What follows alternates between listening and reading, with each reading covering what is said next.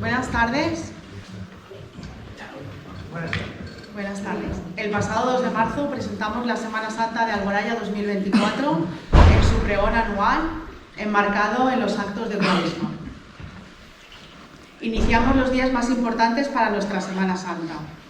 Y aunque tenemos las fallas a la vuelta de la esquina, nuestra labor es apoyar todo tipo de iniciativas relacionadas con la tradición, cultura y religiosidad.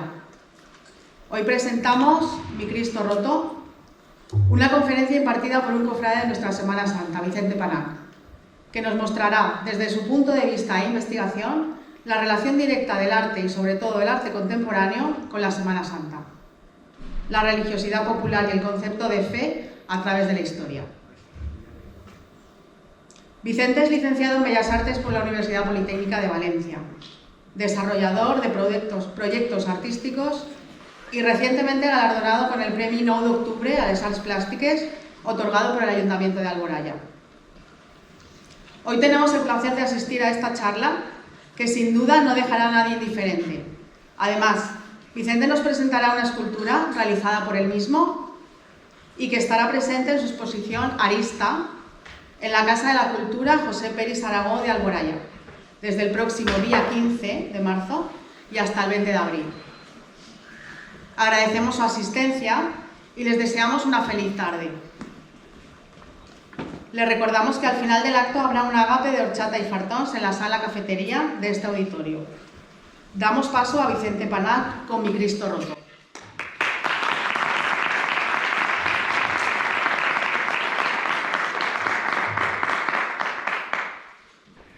Bueno, buenas tardes a todos. En primer lugar, quiero agradecer a la Junta Local de Semana Santa el poder estar aquí, poder presentaros esta conferencia, al Ayuntamiento por cedernos el espacio y, como no, a todos ustedes por vuestra asistencia. Espero que mi humilde lenguaje no les confunda demasiado y puedan disfrutar de esta experiencia.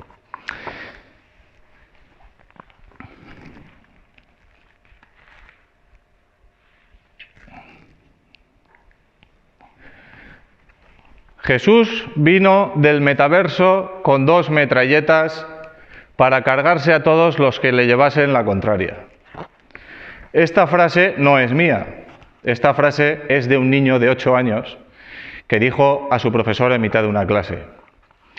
Esta frase es un reflejo de la sociedad que estamos construyendo y la que vamos a ofrecer a nuestros hijos.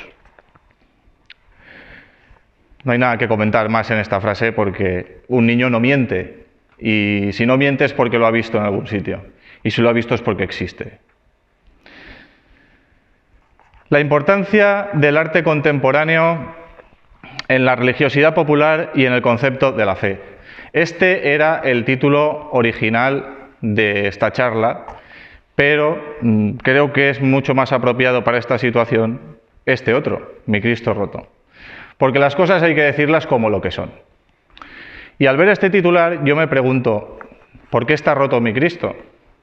¿Qué ha pasado para que se rompiera? E inevitablemente me hago otra pregunta. ¿Qué puedo hacer para reconstruirlo? ¿Qué puedo hacer para dejar que esté roto, para que ya no esté roto, para poder repararlo? Empecemos. Según dice el libro de los Corintios, es por esto que nunca nos damos por vencidos. Aunque nuestro cuerpo está muriéndose, nuestro espíritu va renovándose cada día. Empecemos por la relación que ha tenido el arte con la Semana Santa. Normalmente, lo que estamos acostumbrados a ver es esto.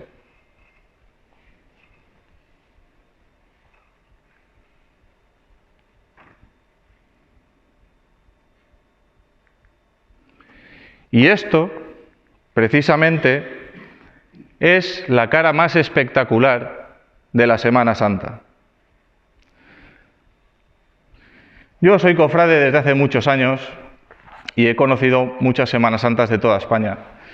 Y lo que veo continuamente es esto.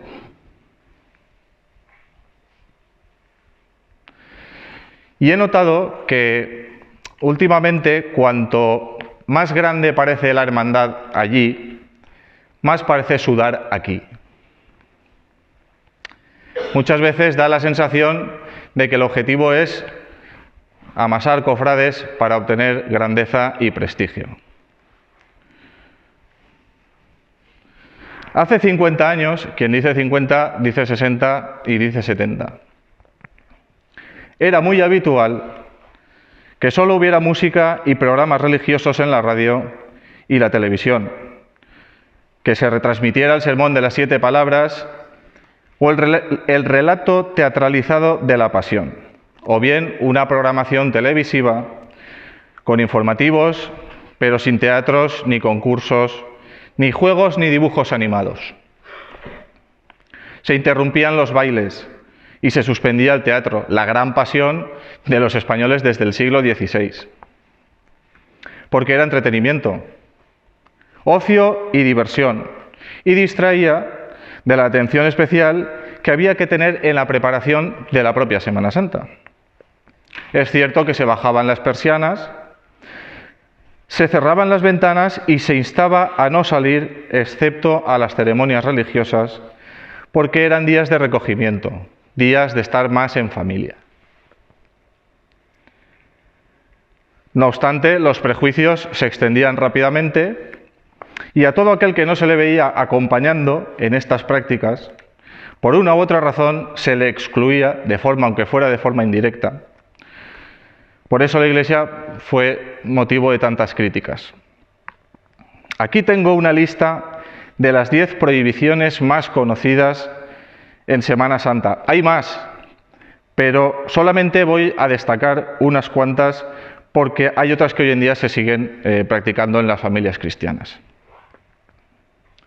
En concreto, estas fotos, estas imágenes son de la procesión de llegada a Roncesvalles. Aquí tenemos la procesión del Valle del Arce.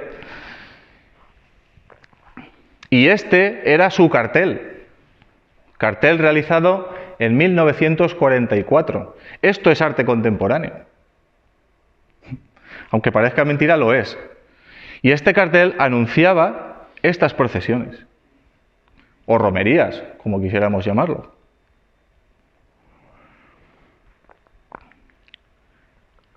Estas son las prohibiciones que les paso a comentar. La abstinencia carnal. Hay que son muy buenas. El temor de tener relaciones era tan grande que se consideraba que uno podía quedar unido para siempre. La solución era rezar para eliminar los malos pensamientos. Por ese motivo se celebran pocos matrimonios en Semana Santa. No bañarse. Muchos consideraban que bañarse era un peligro y clamaban que el que se bañaba se convertía en pez. Como legado de esta creencia nos queda la leyenda de la sirena de Hurtado, que acontece justamente en Semana Santa. No sé si la conocen, pero os paso a explicar muy rápidamente. La leyenda de la sirena de Hurtado era una niña que tal día como Viernes Santo decidió, sin permiso de sus padres, irse a bañar al lago de su localidad. Y al intentar salir del agua, le entró un peso enorme en las piernas y en los pies y no pudo salir, y todo el mundo de la zona pues fue en busca de ella, hicieron redadas para buscarla y no la encontraron. Y a los 2 días se la encontraron en el lago, encima de una piedra, con una cola de sirena. Ese es un poco un resumen de la anécdota de la sirena de Hurtado. No comer carne animal, ni los miércoles de ceniza ni el Viernes Santo. Esta tradición es una de las que todavía se mantienen y una de las más antiguas, ya que según la Biblia, el pescado era uno de los alimentos que el hombre debía comer. No jugar Viernes Santo. Era rotundamente prohibido jugar a los naipes, dominó, bailar, saltar, decir groserías, coser, planchar, tomar alcohol y limpiar la casa, porque simplemente barrer el suelo era barrer la cara de Cristo y saltar era golpearlo. No regañar a los niños. Se consideraba que había que emplear el lenguaje más suave posible con los niños debido a que la ira llama al diablo. No vestirse de rojo. Muchos nos vestimos de rojo. El rojo era alusivo al diablo, por eso era conveniente evitarlo en las fechas de Semana Santa. Qué curioso que muchas de las cofradías de toda España visten de rojo. No tiene nada que ver, pero visten de rojo. Abstenerse de salir a las 3 de la tarde el Viernes Santo. A las 3 moría precisamente Jesucristo. Y salir a esa hora era exponerse a su enojo y a la furia del cielo. No subir a los árboles. Al intentar subirse a un árbol, el niño podía convertirse repentinamente en un mico. Todo esto tiene explicaciones de años atrás. No hablar mucho. Los niños tenían que tener especial cuidado al sacar la lengua porque podían convertirse en una serpiente. No trabajar en los días santos. Este era el mito más querido y el que se sigue aplicando con más frecuencia. Por eso, normalmente, jueves, viernes santo suelen ser festivos, en fin. Los días de Semana Santa eran considerados días de recogimiento y trabajar durante ese periodo era un pecado. Evidentemente, esto es un ejemplo de hace 50 años. En los últimos años las cosas han evolucionado notablemente. No estamos así, estamos mucho peor. Les paso a leer una carta del Papa Francisco, precisamente el miércoles de ceniza que empezó la Cuaresma. Perdón. Come lo que quieras en Semana Santa, el sacrificio no está en el estómago, sino en el corazón. La gente se abstiene de comer carne, pero no le hablan a sus hermanos y familiares. No visitan a sus padres ni los atienden. No comparten su comida con quien más lo necesita. Alejan a sus hijos de su padre, madre o abuelos. Critican la vida de los demás. Abusan de su pareja, etc. Una deliciosa barbacoa o una carne bien guisada no te hace una mala persona, al igual que un filete de pescado no te hará un santo. Mejor busca tener una buena relación con Dios haciendo el bien a otros. Seamos menos arrogantes y más humildes de corazón. Esto lo dijo el Papa Francisco.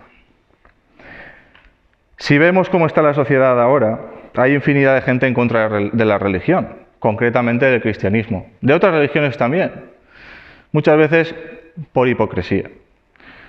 Se quita la enseñanza de las escuelas, se quitan los crucifijos, las imágenes, supuestamente por pertenecer a una época política en España, cuando en realidad es todo mucho más antiguo que esto. Y se usó la religión como elemento discriminatorio. Muchas otras cosas que al final generan rechazo y, lo que es peor de todo, odio.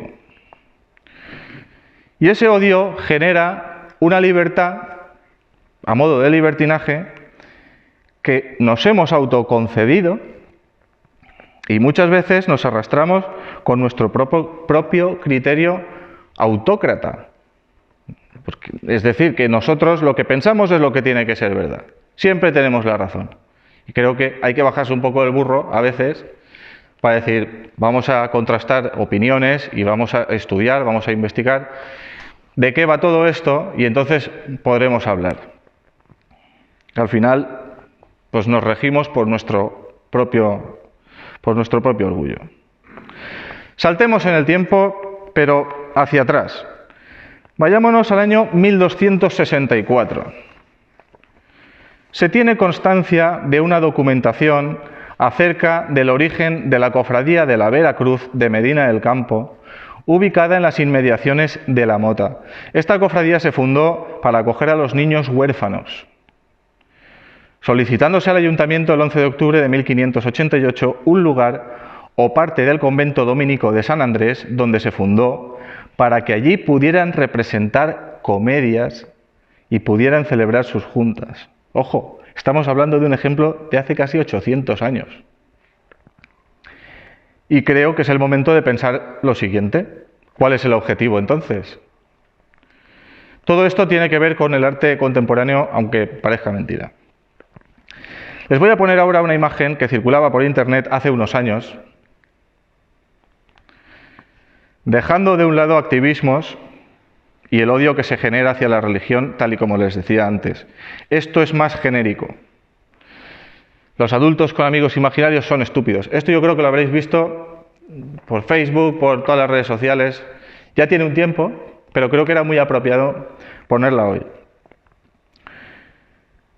No sé qué opinarán ustedes de esta imagen, pero yo personalmente veo cierta ingenuidad, incluso sarcasmo.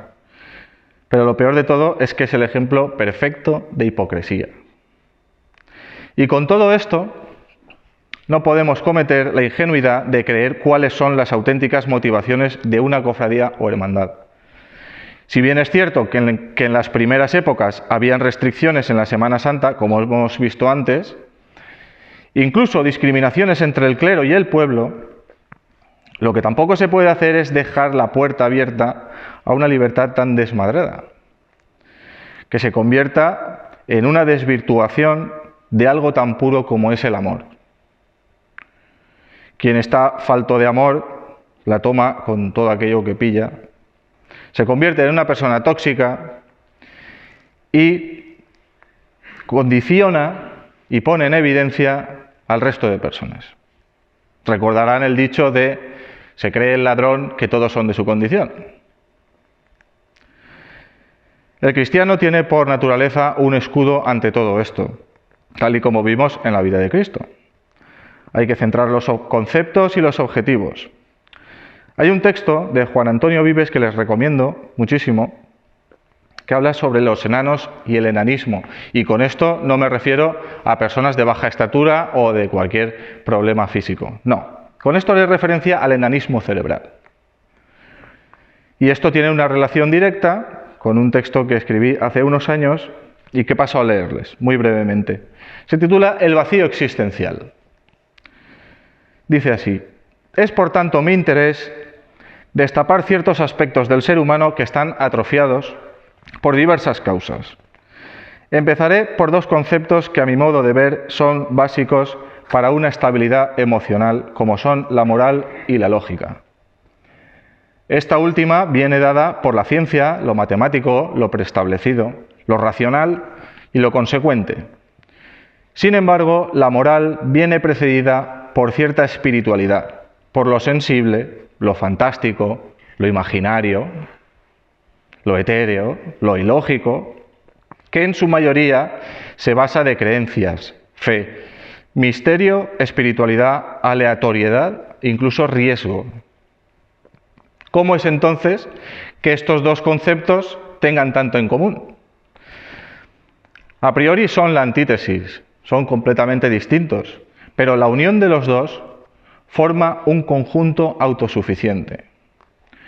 La mente sin el cuerpo y el cuerpo sin la mente no construyen el 100% del ser humano. El vacío existencial se sustenta sobre todo en reacciones del ser humano que, según con cuáles ojos se miren, pueden parecer más lógicas o más morales. Pero cuidado, cada ser humano tiene una lógica y moral completamente distintas, ejecutadas desde procedimientos tremendamente dispares y que en consecuencia realizan hechos que marcan su personalidad, su estilo de vida, incluso su intelecto. La materialidad de las cosas es uno de tantos factores que corrompen la moral del ser. Aún así es importante tenerla. Es buena y es mala. Buena porque nos cubre las necesidades físicas y fisiológicas habituales, porque nos hace dar pasos objetivos que marcan nuestra existencia. Son hechos, acciones, que nos representan, pero lo que realmente nos define es la intención con las que las hacemos, y esta nace de la moral. Son malas porque a veces las llegamos a idolatrar como necesidades para nuestra existencia, y les damos un carácter preferente de las verdaderas necesidades. Por eso yo siempre muchas veces digo que el bien y el mal no existen. Son dos conceptos tan puros que según el criterio personal de cada uno, lo que a uno le parezca bien, al otro le va a parecer mal. Y al que le parezca a uno mal, al otro le va a parecer bien. Lo correcto, lo incorrecto, siempre estamos en ese debate, en esa lucha de qué es lo que está bien y qué es lo que está mal. Yo quiero hacer el bien, pero es que a lo mejor tu bien es el mal para otro y el mal de otro es un bien. En fin, es un lío. Pero la moral es una gran virtud. Me atrevería a decir que la más preciada, que nos hace comprender los valores humanos más que los sociales. Y estos valores humanos son los que definen al propio ser. Hemos sido creados con libertad de pensar y de creer. No hay nada más maravilloso que esto, ser libre. Desde el momento en que nacemos aprendemos a amar, de ser a ser. Aprendemos a amar a las personas, nuestros iguales, y a los seres vivos como parte de nuestra naturaleza. Confraternizamos sin que nos importe la religión en la que se crea, ni la ideología social por la que se luche. El mundo es un hábitat que entre todos debemos cuidar, porque es nuestra casa. Hablemos ahora sí del concepto de Cristo contemporáneo.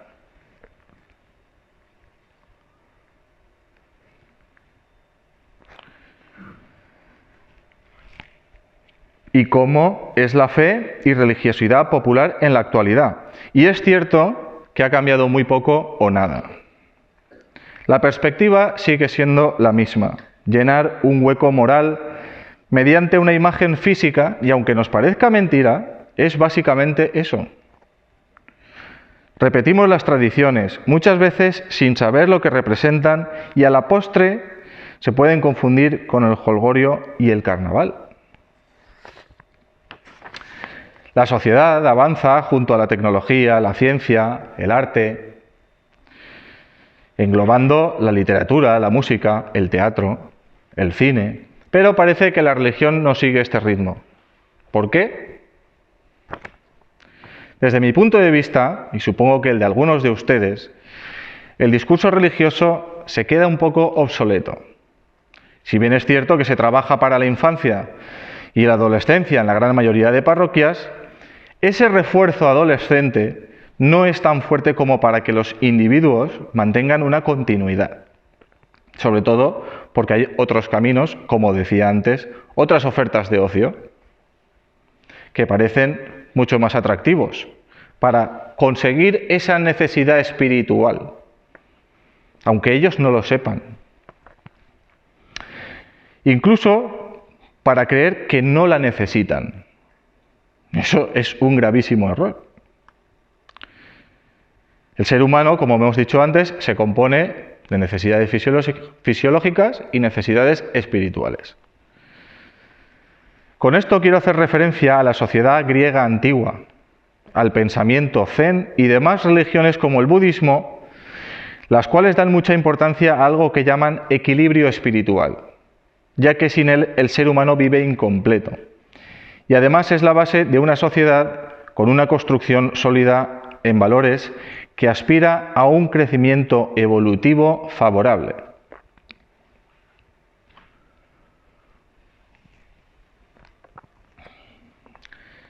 Transmitir la imagen de Cristo mediante nuevas formas de expresión artística, sea pintura, escultura y todas las formas existentes de expresión visual, puede ser precisamente una motivación extra para que estos adolescentes y demás personas lo incluyan en sus vidas. Si he aprendido algo en estos últimos años, es que creer en Cristo no es una esclavitud, como lo toma mucha gente, sino todo lo contrario, es algo maravilloso, y que gracias a ello se podrían conseguir grandes cosas a nivel global, por supuesto, incluyendo a las demás religiones.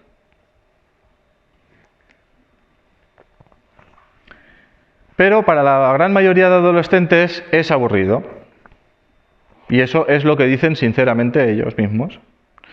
Entonces, si ese es el problema, ¿alguien tiene hijos aquí? ¿Nietos?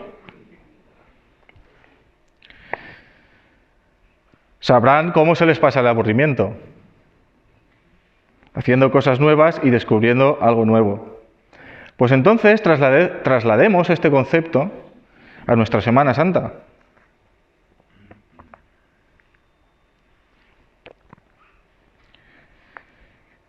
Quieren algo nuevo y no es incluir más de lo mismo cada año, sino un concepto nuevo, una idea nueva. Por supuesto, bien estudiada. Y los artistas están para ello, ya que son los pioneros en esto. De hecho, son los únicos capaces de transmitir un concepto mediante una imagen. Claro, todo esto hay que estudiarlo bien, porque si se toma muy a la ligera puede ser un disparate. Y esto sería contraproducente, como pasó con el Ecce Homo, aquel tan famoso que se intentó restaurar y al final se convirtió en una imagen de cachondeo. Que además es muy típico español, la sátira y el cachondeo. Pero hoy en día se está viendo, y ya es una realidad, como en muchos trabajos artísticos, que la imagen tradicional de Cristo evoluciona. Como decía antes, junto a la sociedad, la percepción de la realidad y adaptándola a un criterio renovado. Esta imagen que vemos aquí, esto es el Cristo preso de Medina del Campo, es de Ricardo Flecha, un escultor que recientemente ha fallecido. Y esta otra es Cristo en brazos de la muerte, perteneciente a la cofradía de Cristo en su mayor desamparo. Esta imagen ha procesionado en Alboraya. Y esta imagen está a medio camino entre lo moderno y lo contemporáneo. Pero creo que hasta la fecha nadie ha sido capaz de representar mediante una imagen, una escultura, a la muerte de esta manera.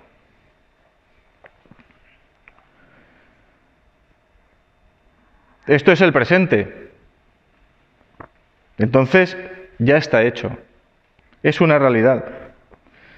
Pero por diversos motivos parece que todo cuesta entrar mucho como a cuentagotas en el día a día, como icono de adoración. Es evidente que tampoco podemos sustituir las imágenes tradicionales que tenemos por otras totalmente nuevas, porque estamos acostumbrados a ver estas imágenes. Y ya tenemos nuestro culto, nuestro afán de cariño a estas imágenes. No podemos sustituirlas de la noche a la mañana. Pero sí podemos dejar una puerta abierta a que los artistas trabajen sobre el terreno. Es decir, que tengan grandes ideas, que evolucionen. Las ideas siempre son polémicas, para bien o para mal.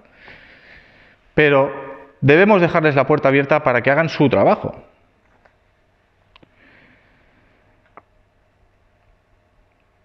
Seguramente esta imagen no sería la más apropiada, pero sí es un tránsito. Porque un cambio tan repentino podía provocar rechazo.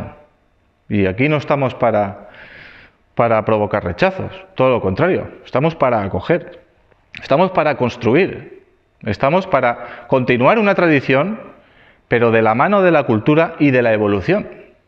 Si nos anclamos en el pasado, la consecuencia que obtenemos es una falta de cofrades, una falta de interés, y todo esto debemos preguntarnos el por qué. A lo mejor la solución la tenemos al lado y no la vemos, puede ser.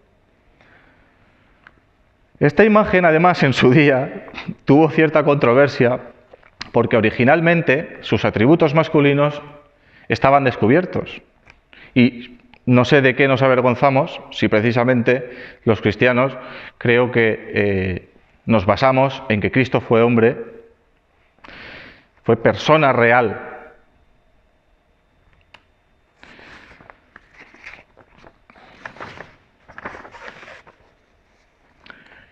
Y esto precisamente es la base de nuestras creencias. Y Cristo se hizo carne y habitó entre nosotros. Entonces, ¿de qué nos avergonzamos? Y esto es la clave.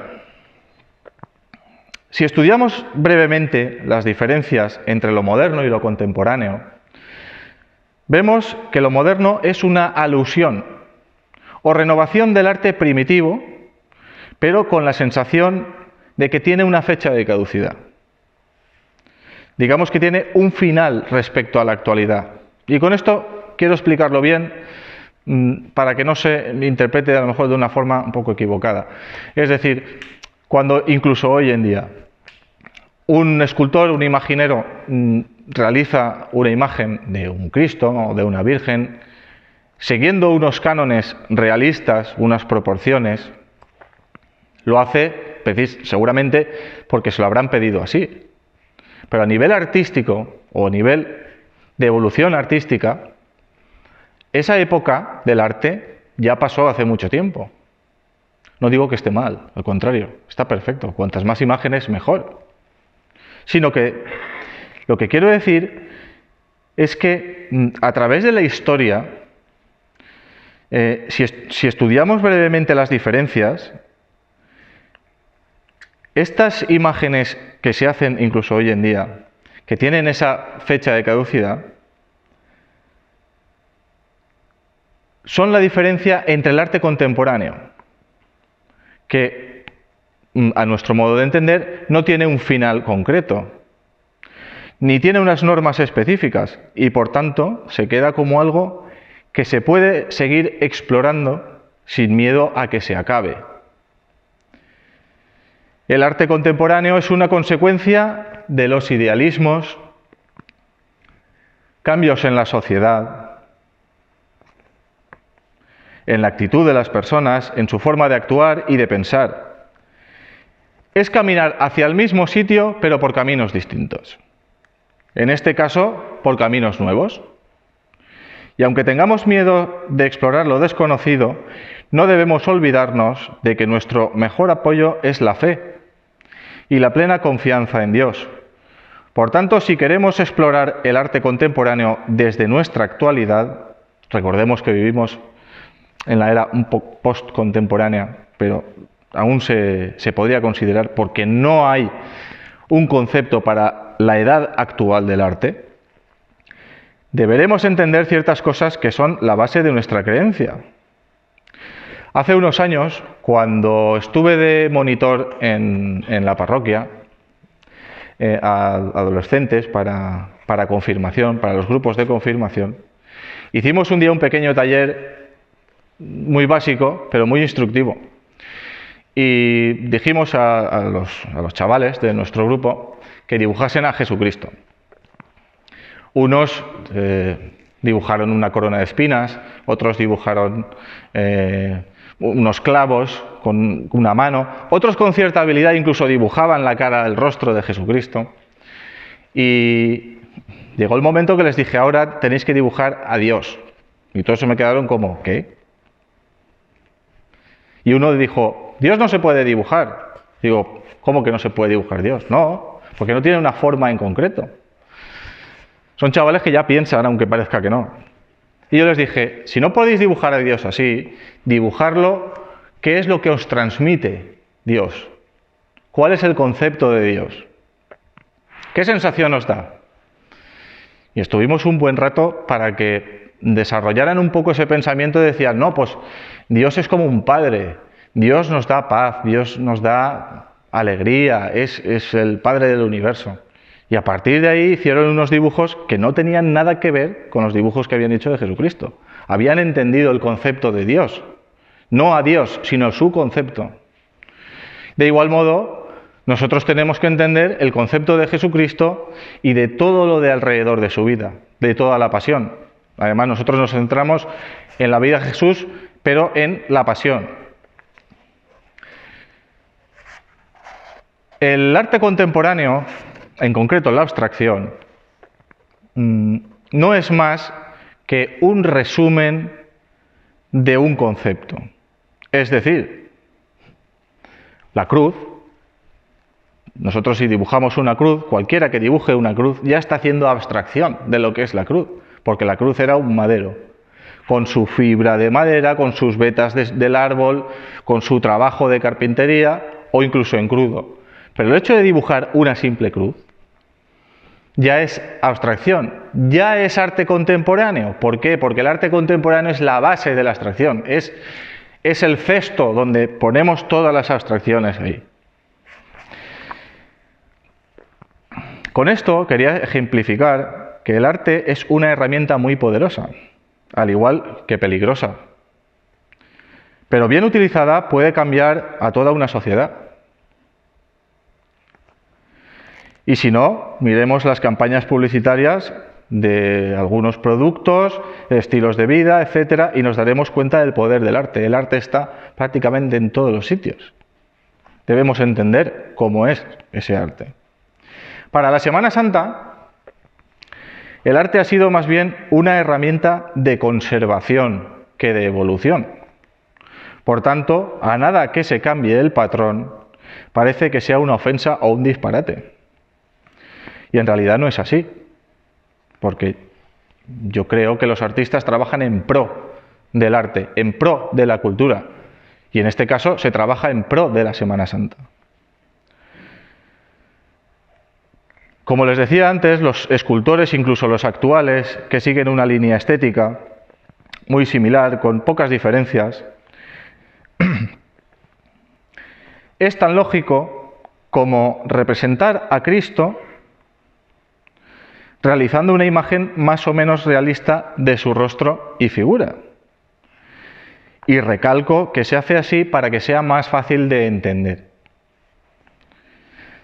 Me gustaría matizar que tanto lo clásico como lo contemporáneo no son rivales. No son uno mejor que el otro, sino que son formas distintas de ver lo mismo. Lo importante en realidad es verlo. Podemos representar cualquier motivo de la Semana Santa de cualquier forma. Se está observando últimamente una cierta tendencia en los carteles anunciadores de las Semanas Santas distintas de toda España, de centrarse en un objetivo y no dar tanto protagonismo a una imagen global, sino a pequeños conceptos. Aquí habíamos visto, por ejemplo, un brazo de Cristo. Un brazo con la mano y el clavo. Incluso esta imagen del Cristo preso es prácticamente un busto. No nos hace falta más para ver que el Cristo está preso. Y aquí, evidentemente, se representa a algo etéreo, algo que no se le puede poner cara, que es la muerte.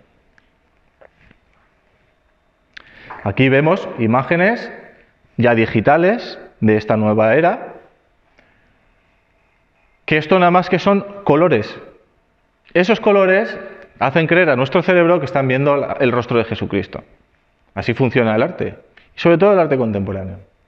Esto es más de lo mismo.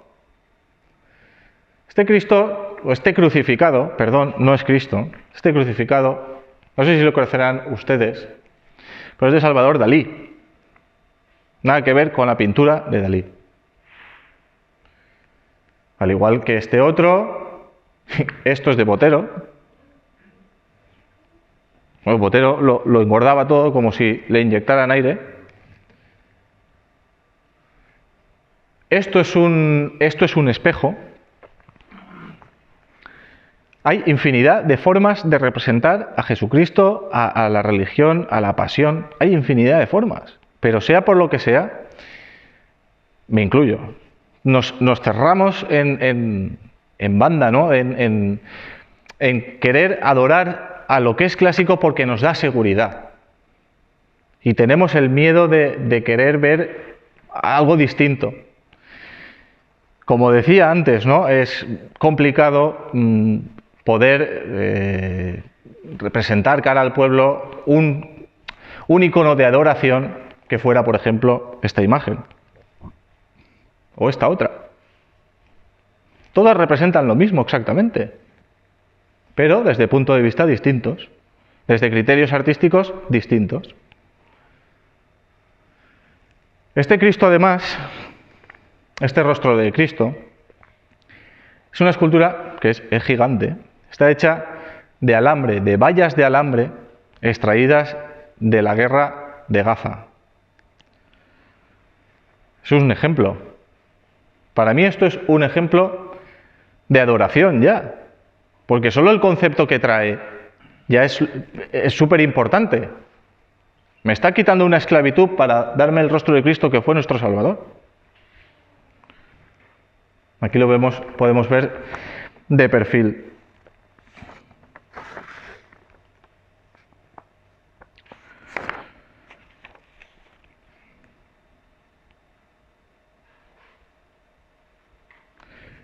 Como les decía, a veces no es tan importante hacer una imagen completa de Cristo, sino que con representar un pequeño detalle ya es suficiente. Por ejemplo, una lágrima. Una lágrima son pequeños conceptos. En realidad, los cristianos aún nos falta mucho por explorar en estos pequeños conceptos. Imaginemos esa lágrima y luego pensemos en qué significa esa lágrima. Nosotros sabemos que esa lágrima es una lágrima de Cristo, pero ¿sabemos lo que significa? Yo creo que sí. El 100% de los que estamos aquí lo entenderemos. ¿Qué significa esa lágrima de Cristo? Y cuando sabemos lo que es, podemos hacer un recorrido por toda su vida, porque la conocemos,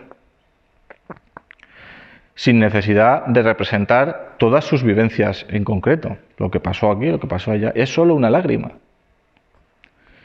Esto también lo podemos trasladar a una espina, a un clavo, a una herida, incluso si sintetizamos un poco, a una luz, la resurrección, o una tela sucia, el sudario, porque nuestro cerebro tiende a simplificar.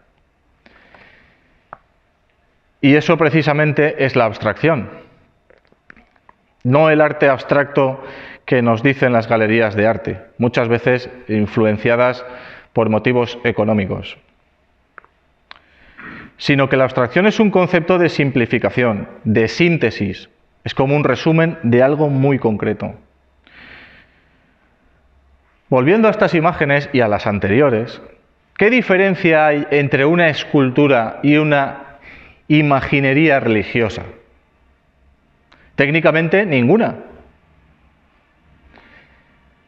Pero sí, la diferencia es el concepto de la razón. Y creo que, por desgracia, el talón de Aquiles de muchas instituciones, que son las que al fin y al cabo transmiten el mensaje. Ojo, no digo que el mensaje sea erróneo, sino que las formas de expresarlo deberían evolucionar al mismo ritmo que la capacidad humana evoluciona. Como bien veíamos antes, que evoluciona el arte, la ciencia, la tecnología. Y la religión se queda un poco a la cola. Y creo que ahí deberíamos ponernos un poco las pilas. Por eso creo que nuestro trabajo, el de todos los cofrades, el de todos los artistas, es construir una Semana Santa fuerte, sólida, con un razonamiento puro, novedoso y atractivo, sin dejar que caiga, incluso yendo a la par, como hasta ahora, con la propia Iglesia, evidentemente. Es nuestro soporte.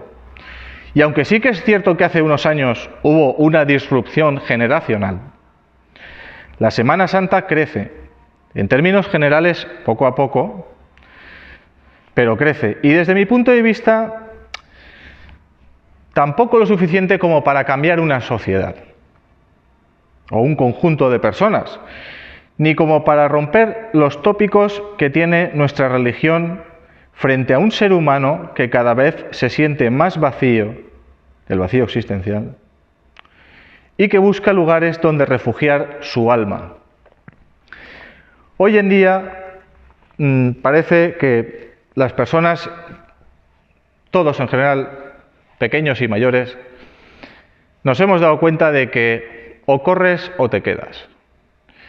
Y el hecho de correr no es más que un afán, bien por superación, un afán por estar al ritmo de la vida, al ritmo de la tecnología, al ritmo de un movimiento, una vorágine que se crea y que crea un exceso de información.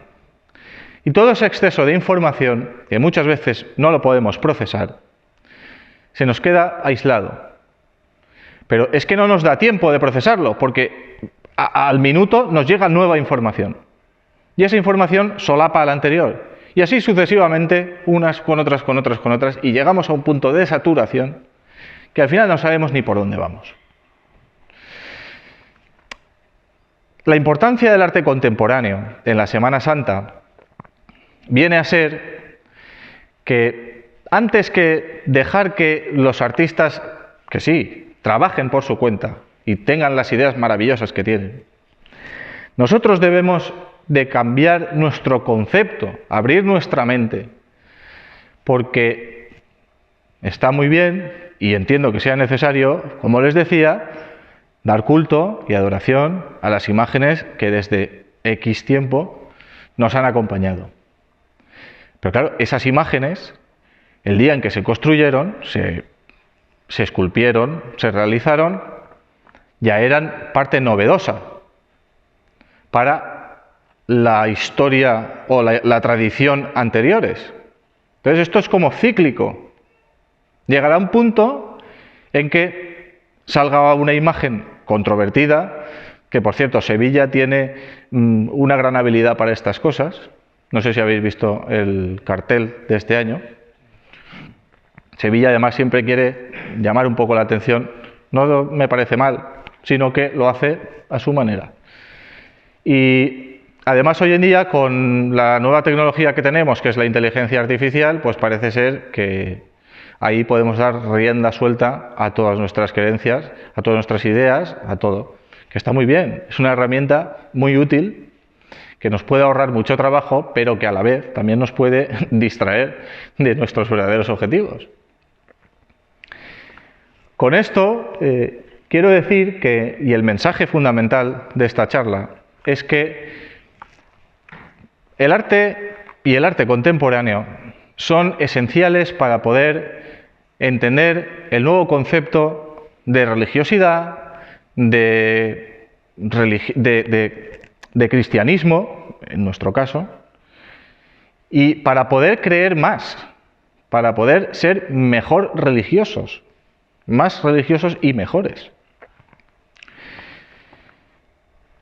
Entonces, yo creo que tenemos las herramientas y estamos en el mejor momento para empezar a cambiar algo. Creo, y con esto termino, que primero debemos cambiar nosotros para poder transmitir con firmeza nuestros ideales y dar grandes respuestas a grandes preguntas. Tal y como dijo Tom Clancy, extremis malis, extrema remedia. Muchas gracias.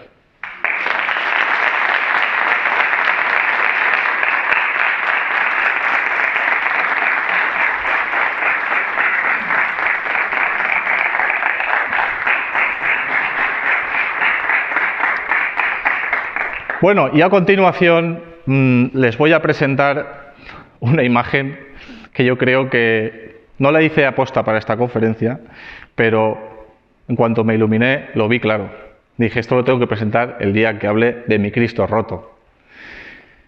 No es un Cristo, no sé muy bien lo que es, pero está roto.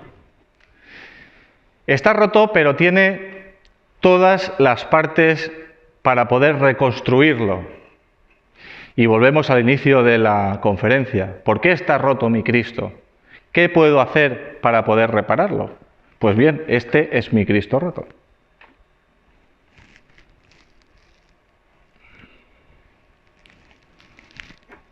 Vamos a ver, con cuidado.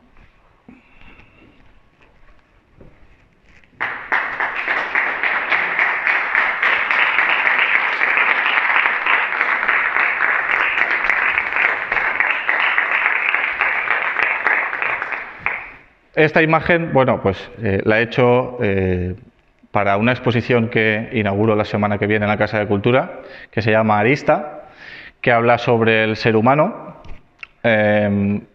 y creo que no tiene que explicarse nada sobre ella. Cada uno es libre de poder subir al escenario cuando quiera y poder verla aquí en directo, porque a lo mejor pues, desde las filas no se puede ver bien. Y con esto concluimos la conferencia de Cristo roto y esperemos que se pueda reconstruir de un modo o de otro. Seguidamente tendremos en la sala cafetería un agape de horchata y fartos para todos los asistentes. Así que muchas gracias.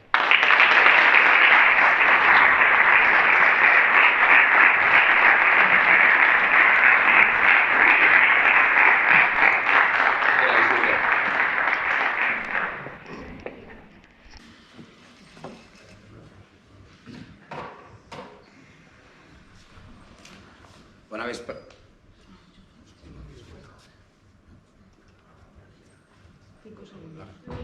Hola, sí. Bueno, buenas tardes a todos.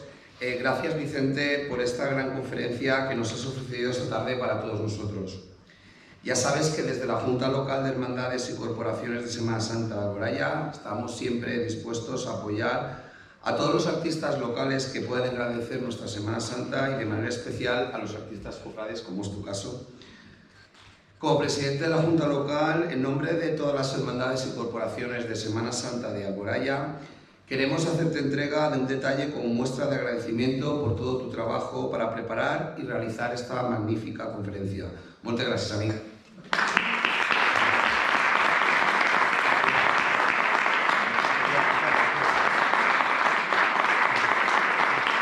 Gracias.